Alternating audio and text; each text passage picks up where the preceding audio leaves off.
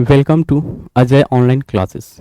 Ajay online classes में आप सभी को स्वागत है। ठीक है, हम लोग जो है ज्योग्राफी के फर्स्ट चैप्टर को करने वाले हैं, वो भी आपका ऑब्जेक्टिव टाइप क्वेश्चंस। ठीक है, यानी कि जितने भी फर्स्ट चैप्टर का ज्योग्राफी के फर्स्ट चैप्टर का ऑब्जेक्टिव क्वेश्चन है उसको हम लोग करने वाले हैं।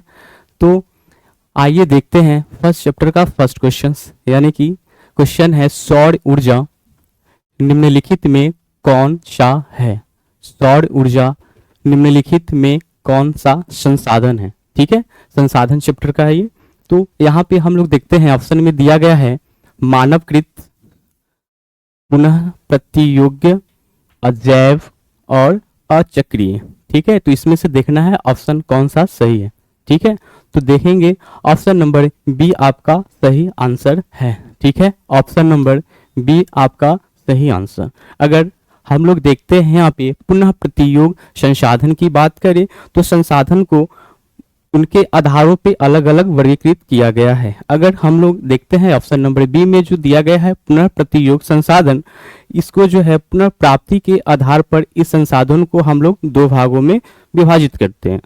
यानी अगर इसको देखा जाए तो फर्स्ट आपका हो जाएगा नवीकरणीय संसाधन और सेकेंड आपका जो है अनवीकरणीय संसाधन। अगर हम लोग बात करते हैं पुनः प्रतियोग संसाधन की तो ठीक है, तो यहाँ पे क्वेश्चन में पूछा गया कि सौर ऊर्जा जो है निम्नलिखित में कौन सा संसाधन है। यानी कि सौर ऊर्जा को हम लोग दोबारा से भी प्राप्त कर सकते हैं, पुनः प्राप्त कर सकते हैं। ठीक है, तो इसका आंसर कौन हो जाएगा, पुनः प्रतियोग संसाधन। ठीक है, हाँ अगर इसकी बात करें तो एक आपका जो है नवीकरणीय संसाधन और दूसरा हो जाएगा आपका अनवीकरणीय संसाधन।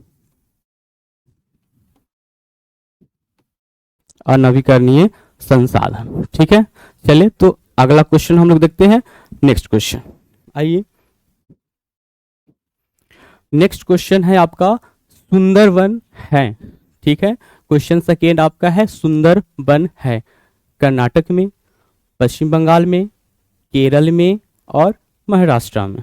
तो आपको बताना है इसका सही आंसर पे क्लिक करना है और बताना है इसका आंसर क्या होगा। ठीक है, तो आइए अगर हम लोग सुंदरवन की बात करें तो ये सुंदरवन जो वन है, ठीक है, वो आपका पश्चिम बंगाल में है। कहाँ है, तो इसका आंसर होगा आंसर बी, पश्चिम बंगाल में।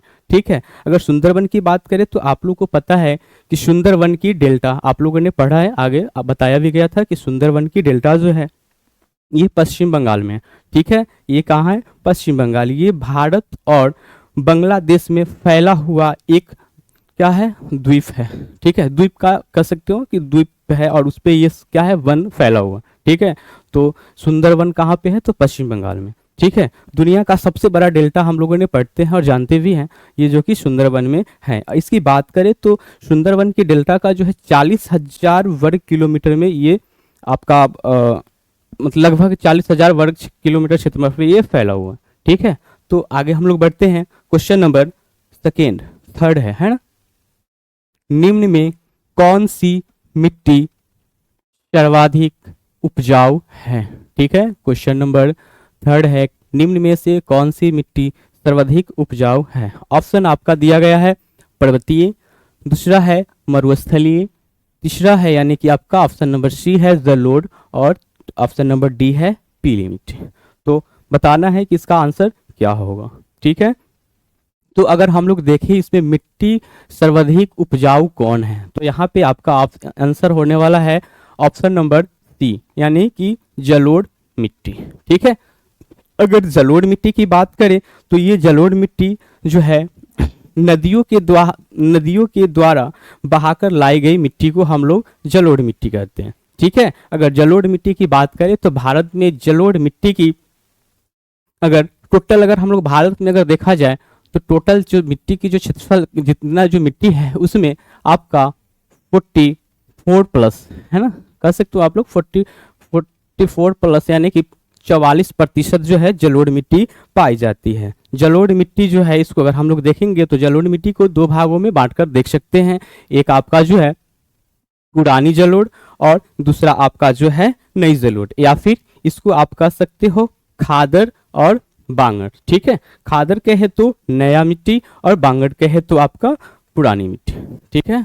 चलिए तो आगे हम लोग देखते हैं, इसका आंसर हो जाएगा जलोढ़ मिट्टी, ठीक है। तो क्वेश्चन देखते हैं, क्वेश्चन नंबर नेक्स्ट आपका है, प्राकृतिक गैस पाई जाती है, यानी प्राकृतिक गैस पाई जाती है। ऑप्शन देखिए, ऑप्शन क्या बता रहा है आपका, ऑप्शन है यूरेनियम के साथ, कोयला के साथ, आपका आगे खनिज तेल के साथ और चूना पत्थर के साथ। तो आपको बताना है कि प्राकृतिक गैस पाई जाती है, ठीक है। अगर हम लोग प्राकृतिक गैस की बात करें तो ये गैस जो है आपका तो प्राकृतिक संसाधन है ही। अगर हम लोग देखते हैं तो ये पृथ्वी के अगर तली में देखें, नीचे अगर देखा जाए तो ये भूमि है, अगर इसके नीचे हम लोग देखते हैं तो बहुत सारे तो संसाधन होते ही हैं, है ना। जस्ट लाइक आपने देखा कि अगर हम लोग कोयला की बात करें तो कोयला भी एक प्राकृतिक संसाधन है, ठीक है। तो कोयला की बात करें तो आप जब देखोगे तो पृथ्वी के अगर नीचे अगर हम लोग जाते हैं, ठीक है, वो कोयला का फॉर्मेशन कैसे होता है वो लोग फिर हम लोग आगे क्वेश्चन जो है नेक्स्ट क्वेश्चन आने वाला है उसमें उसके बारे में डिटेल से थोड़ा देख लेंगे, ठीक है। अगर हम लोग कोयला की बात करें तो कोयला वाला क्षेत्र जो है आपका, अगर मान लो बाय द वे अगर यहाँ पे है, ठीक है, तो इसके और जस्ट अगर हम लोग नीचे जाते हैं तो आपको देखने को मिलेगा बहुत सारे वैसे तो मिनरल्स होते ही हैं भूमि के अंदर अगर देखोगे तो, ठीक है। अगर हम लोग नीचे देखते हैं तो खनिज तेल, इसका आंसर हालांकि प्राकृतिक गैस पाई जाती है, आंसर पहले देख लीजिए, ये जो है आपका आंसर नंबर सी होगा, ठीक है, यानी कि खनिज तेल के साथ। अगर खनिज तेल की बात करें तो खनिज तेल जो है आपको पृथ्वी के जस्ट नीचे अगर आप देखोगे, ठीक है, तो प्राकृतिक गैस जो देखते हो ना, ठीक है, तो प्राकृतिक गैस के जस्ट ऊपर, जस्ट नीचे, सॉरी, प्राकृतिक गैस ऊपर और उसके नीचे जो है खनिज तेल पाए जाते हैं। खनिज तेल जो है आपका पेट्रोलियम के रूप में पाए जाते हैं, ठीक है। चलिए तो आगे हम लोग देखते हैं नेक्स्ट क्वेश्चन। तो अगला क्वेश्चन है आपका, तट रेखा से कितने किलोमीटर क्षेत्र आपका जो है, कितने किलोमीटर क्षेत्र की सीमा अपमार्जक आर्थिक क्षेत्र कहलाते हैं। अगर तट रेखा कहें तो किसी भी देश का जो तटीय क्षेत्र होता है, जैसे कि आपको बताएं भारत का तटरेखा, जैसे कि हमने ये मान लीजिए कि भारत का अगर तटरेखा की बात करें तो इसका जो तटीय क्षेत्र है ना, यहाँ से जो है कितने किलोमीटर दूरी का, है ना, कितने किलोमीटर दूरी की सीमा जो होगा अपमार्जक आर्थिक क्षेत्र के अंतर्गत कहलाते हैं। यानी कि अगर अपमार्जक आर्थिक क्षेत्र की हम लोग बात करें तो उसमें जो है इस क्षेत्र में यानी कि जितने भी संसाधन जो होंगे, ठीक है, उस पर उस देश का क्या होगा, अधिकार होगा, ठीक है। यानी कि वहां से वो जो है अपने संसाधन का खनन कर सकते हैं, उसका यूज कर सकते हैं। तो देखना है कि तटीय क्षेत्र से यानी कि तट क्षेत्र से,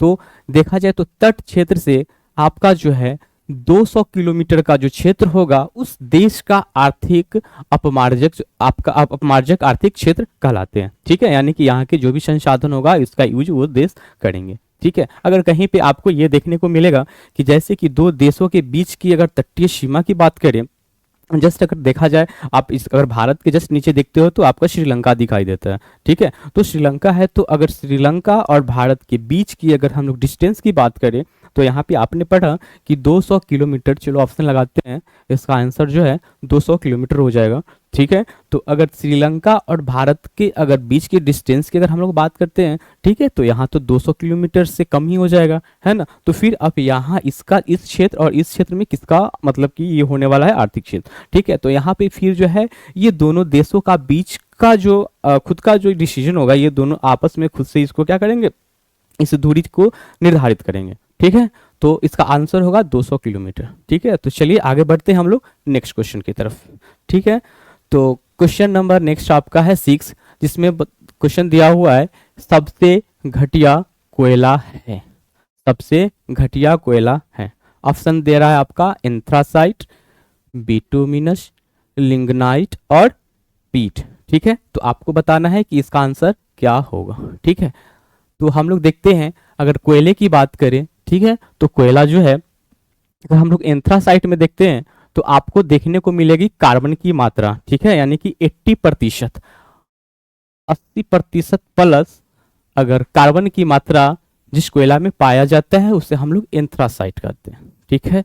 उसके बाद आपका है बिटुमिन। ठीक है, तो बिटुमिन्स में हम लोग देखते हैं 60% से लेकर के आपका 60 से 80%, 60 से 80% कार्बन की मात्रा जिसमें पाई जाती है उसे हम लोग बिटुमिन्स बोलते हैं। ठीक है, अगर देखते हैं लिग्नाइट की, तो इसमें जो है आपका 50 से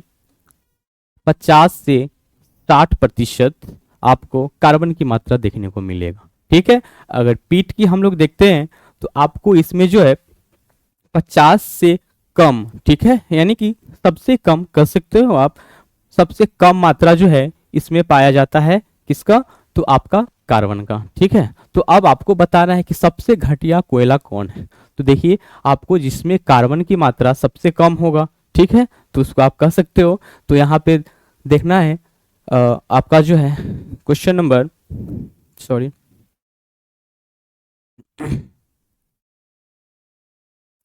डी इसका आंसर होगा, है ना, पीट। क्योंकि आपको यहाँ पे पूछ रहा है कि सबसे घटिया किस्म की कोयला कौन है, ठीक है, तो पीट है, क्योंकि कार्बन की मात्रा इसमें सबसे कम है। अगर इसी में अगर पूछा जाए आपसे कि सबसे अच्छे क्वालिटी की कोयला कौन है, तो कौन सा आंसर होगा आपका, एंथ्रासाइन। कौन सा होगा, एंथ्रासाइन। ठीक है, चलिए तो आगे हम लोग देखते हैं फिर नेक्स्ट क्लास, सॉरी आपका जो है नेक्स्ट क्वेश्चन। ठीक है, तो आपका जो है गोविंद सागर कृत्रिम जलाशय संबंधित है। ठीक है, तो आंसर आपका किसका होगा, ये भाखड़ा नांगल बांध से। ठीक है, इसका आंसर क्या होगा, भाखड़ा नांगल बांध। ठीक, गोविंद सागर झील जो है आपका हिमाचल प्रदेश में, कहाँ पे है ये, हिमाचल प्रदेश में है और सतलुज नदी पर बंधा हुआ। ठीक है, चलिए आगे देखते हैं हम लोग नेक्स्ट क्वेश्चन। नेक्स्ट क्वेश्चन है आपका डाकू की अर्थव्यवस्था का संबंध है, यानी कि डाकू की अर्थव्यवस्था का संबंध है। तो देखना है इसमें किससे संबंध है, यानी कि संसाधन संग्रहण से, ऑप्शन बी है संसाधन के विदोहन से, ऑप्शन सी है संसाधन के नियोजित दोहन से, और ऑप्शन डी इनमें से कोई नहीं। तो आपको बताना है इसका आंसर क्या होगा। ठीक है, तो देखते हैं, इसका आंसर जो है आपका ऑप्शन नंबर बी होगा। ठीक है, संसाधन के विदोहन से, यानी कि अर्थव्यवस्था के संबंध में अगर हम लोग डाकू की बात करें तो यहाँ पे क्या होता है कि संसाधन को जो हम लोग को एक उचित ढंग से इसका यूज करना चाहिए, जो कि उचित ढंग से हम लोग यूज नहीं करते, हम लोग नहीं, यानी कि कहा जाए तो इस संसाधन को जो उचित ढंग से अगर यूज नहीं किया जाना, यानी कि इसका जो है विदोहन किया जाना, तो कहीं ना कहीं ज़्यादा मात्रा में जो है इस संसाधन का यूज अगर कर लेना, या फिर मतलब कि जितना चाहिए होता है करना वो न करना। ठीक है, तो आपका जो है आंसर क्या हो जाएगा, आंसर नंबर बी। ठीक है, तो आते हैं आगे नेक्स्ट क्वेश्चन देखते हैं हम लोग। क्वेश्चन नंबर नेक्स्ट आपका है कोयला किस प्रकार का संसाधन है। ठीक है, क्वेश्चन थोड़ा सा ये दिखाई दे रहा होगा, देखना है कोयला किस प्रकार का संसाधन है। तो बताना है आपको नवीकरणीय संसाधन है, और उसके बाद जो है अनवीकरणीय संसाधन, नवीकरणीय संसाधन, जैव संसाधन और अजैव संसाधन। तो इसका आंसर जो होगा आपका अनवीकरणीय संसाधन। क्या होगा आंसर इसका, अनवीकरणीय संसाधन। ठीक है,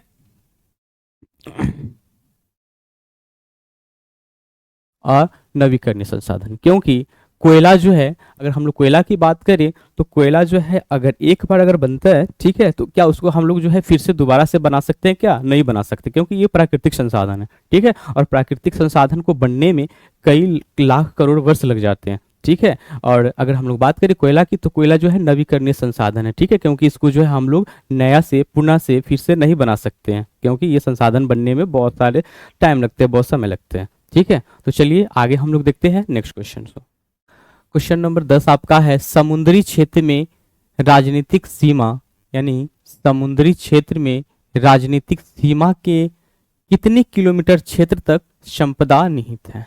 अगर हम लोग बात करें समुद्री क्षेत्र में राजनीतिक सीमा के अंदर, तो किसी भी देश का, ठीक है, जैसे कि अगर हम लोग भारत की ही बात करें देखा जाए, तो यानी कि समुद्री क्षेत्र में जो है राजनीतिक सीमा के कितने किलोमीटर क्षेत्र तक संपदा निहित है, यानी कि जो आपका जो है संपदा की अगर हम लोग बात करें, खनिज की बात करें, तो हम लोग तटीय क्षेत्र को अगर देखते हैं तो कितने किलोमीटर तक की जो संसाधन जो संपदा होगा वो आपका राजनीतिक सीमा के अंतर होगा, अंदर होगा। ठीक है, तो इसका आंसर होगा डी। ठीक है, क्या होगा आंसर इसका? डी। 12.5 किलोमीटर जो क्षेत्र होगा इसमें निहित होगा। ठीक है, चलिए तो हम लोग देखते हैं नेक्स्ट क्वेश्चन को। आपका अगला क्वेश्चन है, भारत में सबसे भारत में सबसे लंबा बांध। ठीक है, भारत में सबसे लंबा बांध। ऑप्शन दिया हुआ है रिहंद बांध, ऑप्शन नंबर बी है आपका हीराकुंड बांध, ऑप्शन नंबर सी है आपका भाखड़ा नांगल बांध, और ऑप्शन नंबर डी क्या है आपका? नरौड़ा बांध। ठीक है, तो इसका आंसर क्या होगा? तो आपका आंसर जो है आप ऑप्शन नंबर आपका बी होगा, हीराकुंड बांध। ठीक है, ऑप्शन क्या है इसका? बी, हीराकुंड बांध। ठीक है, अगर हीराकुंड बांध की बात करें तो ये आपका उड़ीसा में महानदी पर है। कहाँ पे है? उड़ीसा में महानदी पर है। अगर इस बांध की निर्माण की बात करें तो 1957 में इस बांध का क्या किया गया था? निर्माण किया गया। ठीक है, चलिए अगर इसकी लंबाई की बात करें तो 25.8 किलोमीटर है आपका। इसकी लंबाई की बात करें तो 25.8 किलोमीटर। ठीक है, चलिए तो हम लोग आगे बढ़ते हैं। ठीक है, क्वेश्चन नेक्स्ट क्वेश्चन है आपका, पेट्रोलियम किस प्रकार का संसाधन है? पेट्रोलियम जो है किस प्रकार की संसाधन है? ऑप्शन दिया गया है अनवीकरणीय, नवीकरणीय, जैव और अजैव। तो आपको बताना है पेट्रोलियम किस प्रकार का संसाधन है। ठीक है, तो अगर हम लोग पेट्रोलियम की बात करें तो ये आपका जो है अनवीकरणीय संसाधन है। अनवीकरणीय कहने का मतलब ये है कि आपका जो है, अगर हम लोग संसाधन की बात करें तो क्या आप फिर से दोबारा से निर्माण कर सकते हैं? तो आप जैसे कि पेट्रोलियम हो गया, कोयला हो गया, इसको हम लोग जो है पुनः निर्माण नहीं कर सकते हैं, क्योंकि ये ऐसे संसाधन है जिसको निर्माण होने में और वो मतलब कह सकते हो आपकी बहुत सारे जो है करोड़ों वर्ष लग जाते हैं। ठीक है, तो ये आपका क्या है? अनवीकरणीय संसाधन। ठीक है, तो आगे हम लोग देखते हैं नेक्स्ट क्वेश्चन है आपका, काली मृदा का दूसरा नाम क्या है? अगर हम लोग काली मिट्टी की बात करें, ठीक है, तो उसका दूसरा नाम क्या है? ऑप्शन दिया गया है बलुई मिट्टी, ठीक है, दूसरा है पर्वतीय, तीसरा है आपका शाल, और चौथा है रेंगू। ठीक है, तो आपको बताना है कि इसका आंसर क्या होगा। ठीक है, अगर इस आंसर की बात करें तो आपका जो है इसका आंसर डी होगा, रेंगुर।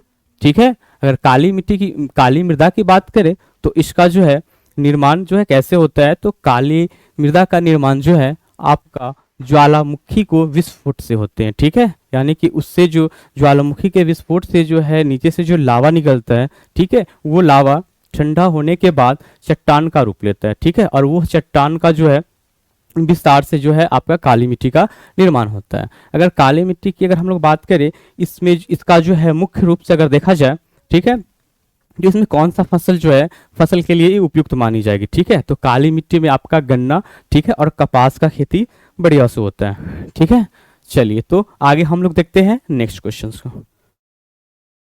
ठीक है, अगला क्वेश्चन है आपका, आयुर्वेद का जनक किन्हें कहा जाता है? आयुर्वेद का जनक किसे है न किन्हें कहा जाता है? ऑप्शन है पतंजलि, ऑप्शन नंबर बी है चरक, ऑप्शन सी है आपका सुश्रुत, ठीक है, और ऑप्शन डी आप लोग को दिखाई नहीं दे रहा इनमें से कोई नहीं। ठीक है, चलो इसको छोटा कर लेते हैं।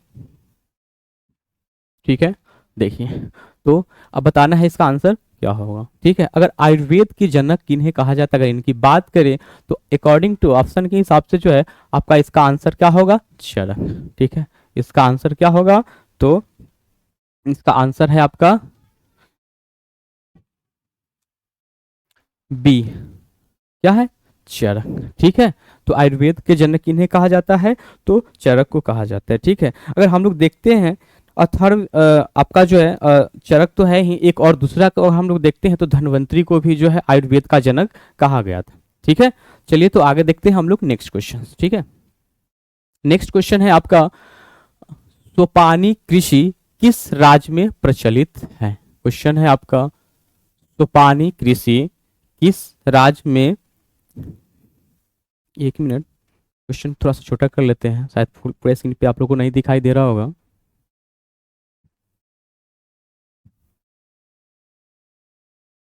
छोटा हो गया काफी है। ठीक है, चलिए। तो देखिए क्वेश्चन आपका क्या है, सोपानी कृषि किस राज्य में प्रचलित है? ऑप्शन दे रखा है आपका बिहार के मैदानी क्षेत्र, ऑप्शन बी दे देखा हरियाणा, ऑप्शन सी उत्तराखंड और ऑप्शन डी क्या है आपका पंजाब। ठीक है, तो यहाँ पे कृषि की जो है प्रचलित है, यानी कि कह सकते हो कि कृषि को जो है हम लोग हर क्षेत्र में, यानी कि अलग अलग क्षेत्र में अलग अलग नामों से जाना जाता है। ठीक है, अगर तो यहाँ पे आपसे पूछ रहा है कि सोपानी कृषि, ठीक है, सोपानी कृषि किस राज्य में, मतलब कि किस राज्य में इसको जो है किस नाम से जाना जाता है। ठीक है, तो अगर हम लोग यहाँ पर देखते हैं तो आपका आंसर होगा उत्तराखंड। ठीक है, उत्तराखंड में जो है सोपानी कृषि के नाम से जो है प्रचलित है आपका कृषि खेती जो वहाँ पे होता है। सो ठीक है, उत्तराखंड हो जाएगा। और आपका एक जो है हिमाचल प्रदेश वाला क्षेत्र जो है वहाँ पर जो है इसको भी जो है इस नाम से जाना जाता है। ठीक है, चलिए तो नेक्स्ट देखते हैं हम लोग नेक्स्ट क्वेश्चन। तो आपका अगला क्वेश्चन है मरुस्थलीय मृदा का विस्तार निम्न में से कहाँ है? ठीक है, मरुस्थलीय मरुस्थलीय मृदा का विस्तार निम्न में से कहाँ है? तो ऑप्शन दे रखा है आपका उत्तर प्रदेश, ऑप्शन बी है राजस्थान, ऑप्शन सी है महाराष्ट्र और ऑप्शन डी है कर्नाटक। ठीक है, तो इसका आंसर क्या होगा? देखिए इसका आंसर जो है आपका राजस्थान होगा। ठीक है, क्या होगा इसका आंसर? राजस्थान।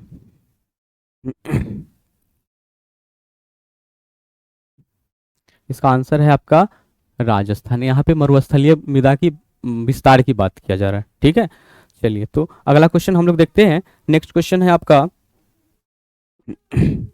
तारापुर परमाणु ऊर्जा केंद्र है। ठीक है, यानी कि तारापुर अगर हम लोग तारापुर परमाणु ऊर्जा केंद्र की बात करें तो ये आपको कहाँ पे है? ठीक है, आंसर है आपका गुजरात में, ऑप्शन बी आपका है मध्य प्रदेश, ठीक है, ऑप्शन सी है आपका छत्तीसगढ़ और ऑप्शन डी है आपका महाराष्ट्र। ठीक है, तो इसका आंसर होगा महाराष्ट्र। ठीक है, चलिए इसका आंसर की अगर हम लोग बात करें तो इसका आंसर जो है डी होगा महाराष्ट्र। ठीक है, आगे बढ़ते हैं, नेक्स्ट क्वेश्चन देखते हैं हम लोग। अगला क्वेश्चन जो है आपका हीराकुंड बांध है। ठीक है, नेक्स्ट क्वेश्चन है आपका हीराकुंड बांध है कर्नाटक में, तमिलनाडु में, बिहार में और उड़ीसा में। तो इसका आंसर क्या होगा? हीराकुंड बांध की अगर हम लोग बात करें तो इसका आंसर जो है उड़ीसा में। ठीक है, चलिए हीराकुंड बांध कहाँ है? तो उड़ीसा में। ठीक है, आगे हम लोग देखते हैं नेक्स्ट क्वेश्चन। ठीक है, आइए तो अगला क्वेश्चन है आपका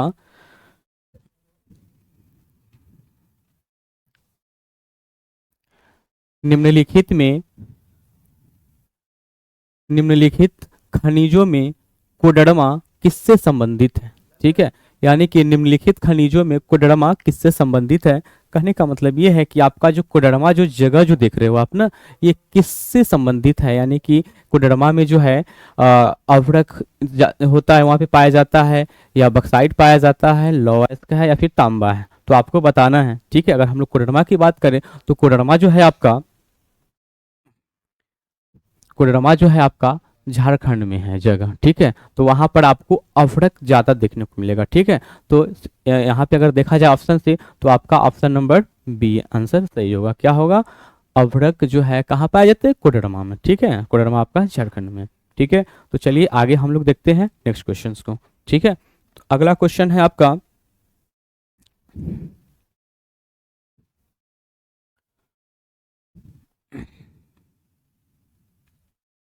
नहीं आ रहा क्वेश्चन।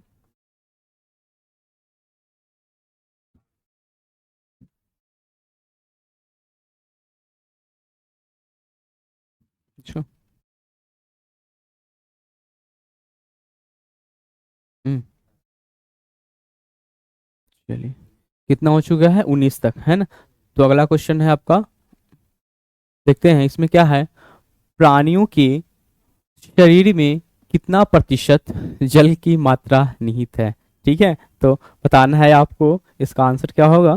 प्राणियों के शरीर में कितना प्रतिशत जल का मात्रा निहित है। ठीक है, ऑप्शन दे रखा है आपका 70%, ऑप्शन बी दे रखा है 55%, ऑप्शन सी की बात करें 60 और ऑप्शन डी 65। ठीक है, तो आपको बताना है कि इसका आंसर क्या होगा। ठीक है, तो इसका आंसर क्या होगा, ऑप्शन नंबर डी। ठीक है, ऑप्शन नंबर डी यानी कि 65%। ठीक है, चलिए तो आगे और देखते हैं हम लोग नेक्स्ट क्वेश्चन आपका।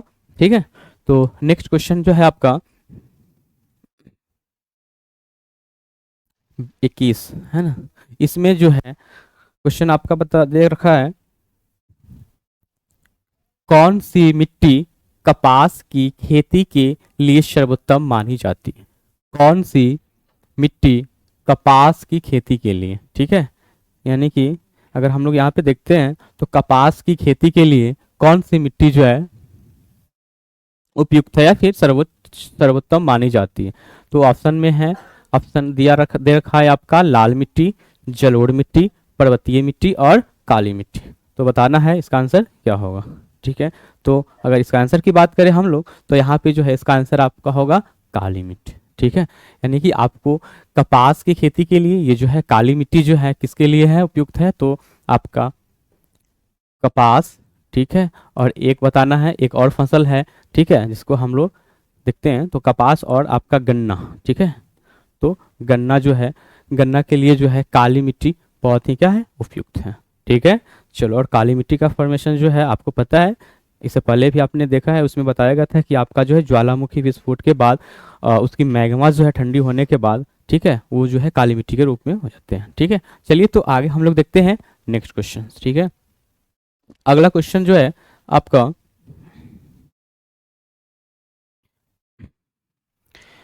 अगला क्वेश्चन है, पंजाब में भूमि निम्नीकरण का मुख्य कारण क्या है ना।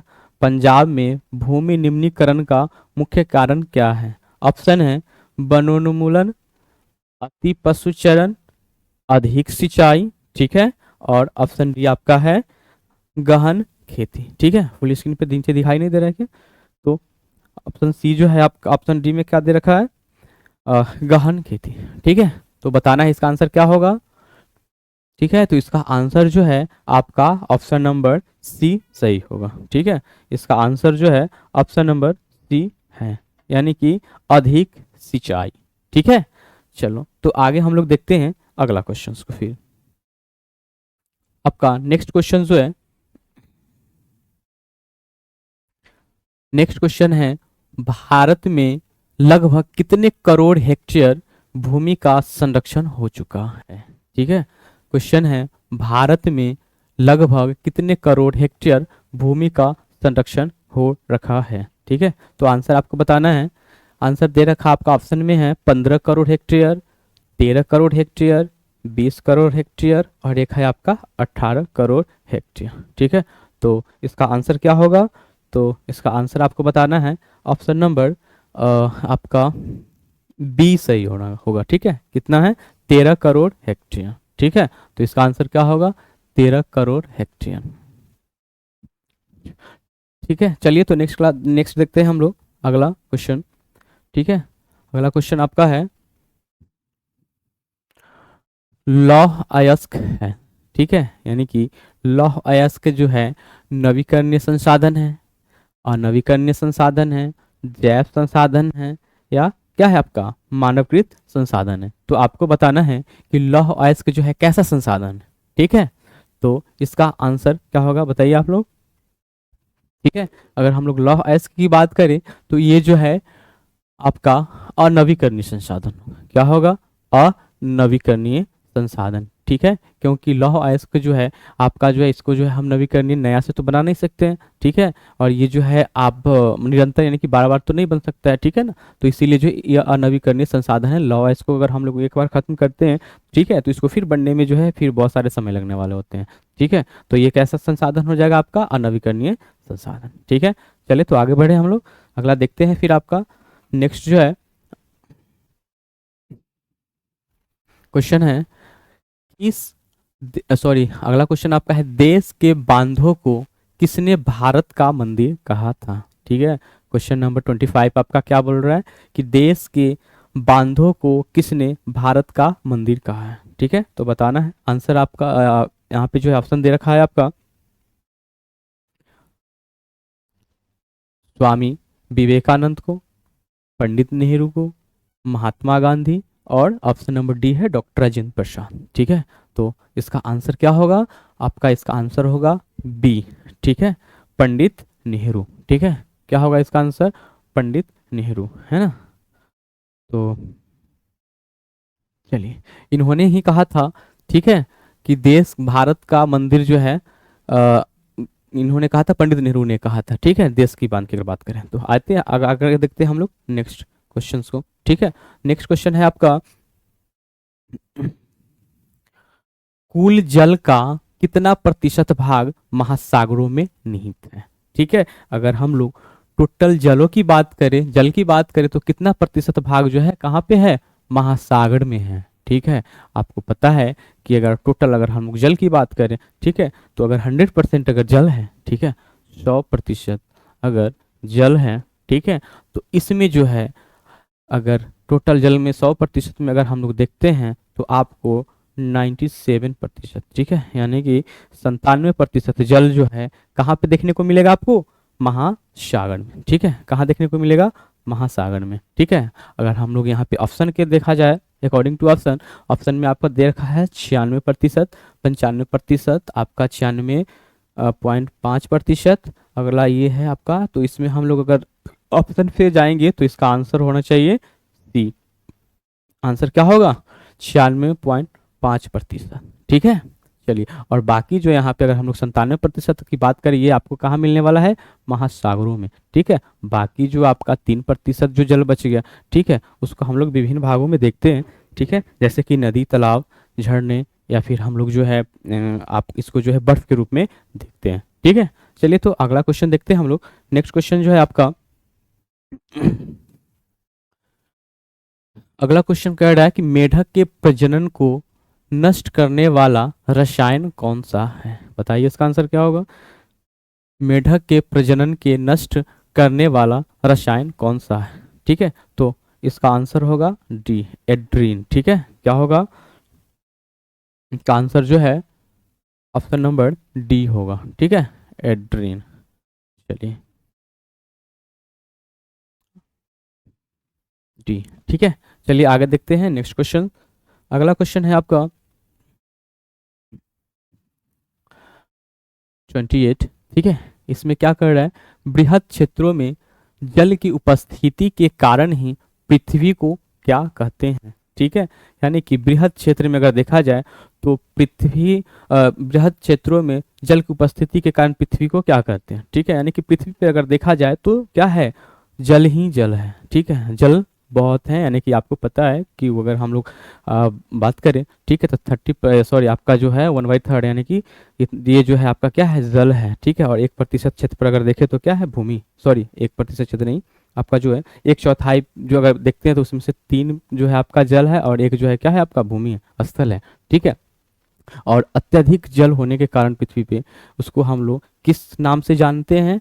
तो आपका ऑप्शन जो दे रखा है, उजला ग्रह, हरा ग्रह, ठीक है, उसके बाद लाल ग्रह और नीला ग्रह। ठीक है, तो ज़्यादा जल होने के कारण इसको हम लोग नीला ग्रह के नाम से जानते हैं। ठीक है, ऑप्शन नंबर डी। किस नाम से जानते हैं?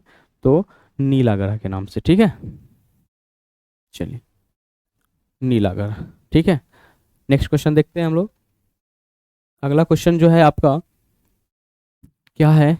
बिहार में अति जल दोहन से किस तत्व का संकेंद्रण बढ़ा है? ठीक है, क्वेश्चन है बिहार में अति जल दोहन से, यानी कि अधिक ज्यादा जल को उपयोग से, ठीक है, अधिक अति जल दोहन से किस तत्व के संकेंद्रण बढ़ा है? ऑप्शन है आपका, इसका आंसर क्या होना चाहिए? आर्सेनिक होगा। ठीक है, तो ऑप्शन नंबर डी। ठीक है, आर्सेनिक। ठीक है, दिखाई दे रहा है आर्सेनिक। चलिए आगे देखते हैं हम लोग नेक्स्ट क्वेश्चन को। ठीक है, तो अगला क्वेश्चन है आपका, ठीक है, विश्व की कितनी प्रतिशत जनसंख्या विश्व की कितनी प्रतिशत जनसंख्या भारत में निवास करती है? ठीक है, तो देखना है हमको विश्व की कितनी प्रतिशत जनसंख्या जो है कहाँ निवास करती है? भारत में। अगर टोटल जनसंख्या की बात करें, ठीक है, तो आपका इसमें देखना है कि प्रतिशत में देखना है। ऑप्शन में दे रखा है 16, 18, 20 और 22, ठीक है। अगर आप देखोगे तो टोटल विश्व की अगर हम लोग बात करें तो भारत की जो जनसंख्या है, ठीक है, 17.5%, यानी कि 17.5% जनसंख्या जो है भारत में निवास करती है टोटल विश्व की, अगर हम लोग बात करें विश्व की जनसंख्या की बात करें, ठीक है।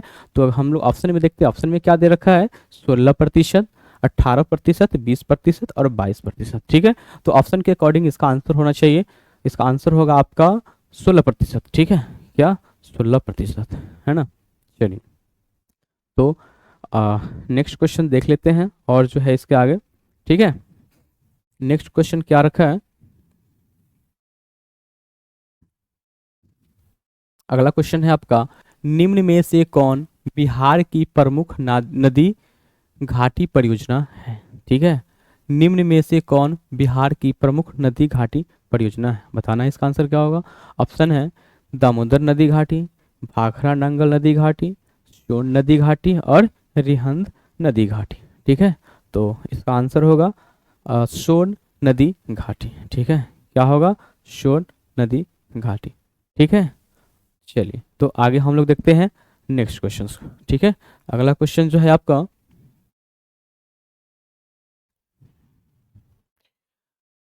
आपका बच गया कितना क्वेश्चन हुआ? 31 क्वेश्चन हो चुका है ना।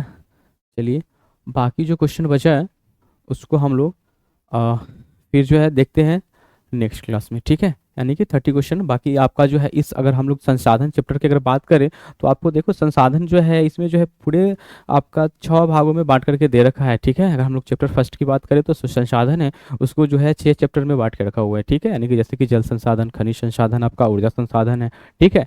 तो ये सारा का क्वेश्चन कलेक्शन जो है यहाँ पे आपको तकरीबन 80 क्वेश्चन के आसपास किया गया है, ठीक है। इसको हम लोग को पूरा जो है ऑब्जेक्टिव फॉर्म में देख लेते हैं, ठीक है। तो चलिए आज के लिए इतना ही रखते हैं, हम लोग फिर जो है देखते हैं इसके आगे नेक्स्ट क्लास में, ठीक है। चलिए, तो धन्यवाद एंड